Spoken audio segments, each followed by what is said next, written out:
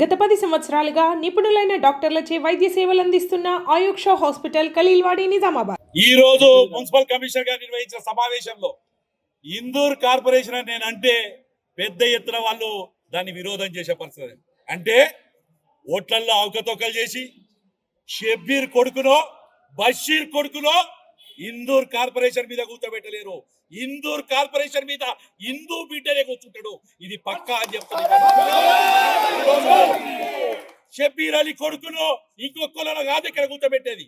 ఇక్కడ కాషాయ కండువా కప్పుకున్న పక్కా ఇందూర్ అనేది పురాతన నుంచి వచ్చిన పేరు. ఇది ఈ ఇందూర్ కార్పొరేషన్ కు, ఇందూర్ గ్రామానికి, ఈ ఇందూర్ మున్సిపాలిటీ కార్పొరేషన్ కు మేయర్ గా ఒక హిందూ బిడ్డనే కూర్చుంటున్నాడు.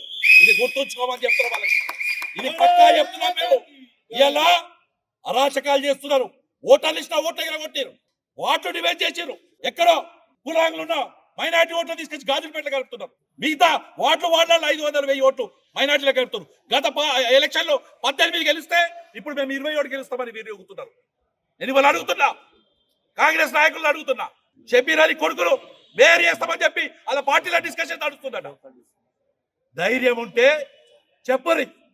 మేము చెప్తున్నాం, భారతీయ జనతా పార్టీ హిందూ బిడ్డరు ఇలా మేయర్ గా మేము పెడుతున్నాం. మీరెవరు పెడుతున్నారో చెప్పండి.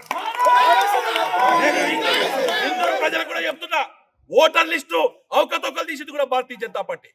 ఇలా వాళ్ళ యొక్క ఏదైతే మనసులో ఉండే ఒక షబ్బీర్ కొడుకును, ఒక బషీర్ కొడుకును, ఇంకెవరినో ఇందూర్ అంటే కూడా ఓర్వలేని వ్యక్తిని కార్పొరేషన్ మేయర్ కూర్చోబెట్టాలని తాపత్రయపడుతున్నారు. దాన్ని ఖండించాల్సిన అవసరం ఉంది వాళ్ళ. కాబట్టే భారతీయ జనతా పార్టీ తరఫున ఇలా ఇందూరు ప్రజల్లో ఉన్న అందరికీ, మతాలకు అతీతంగా, కులాలకు అతీతంగా చెప్తున్నారు. మీరు ఇందూరు గడ్డ మీద పుట్టిన వాళ్ళైతే నిజాం మహబాద్ అనేది ఎప్పుడు వచ్చింది? మధ్యలో వచ్చింది. ఇది ఇందూరు పేరు ఉంటుంది. ఇక్కడ చచ్చిపోయిన దాకా ఇందూరు పేరు ఉంటుంది. ఈ భూమి ఉన్నంత వరకు ఇందూరు పేరు ఉంటుంది. అట్లాగే దీని మీద చైర్మన్ గా కూడా, మేయర్ గా కూడా ఇందూరు బిడ్డనే కూర్చుంటాడు అని తెలియజేస్తాడు.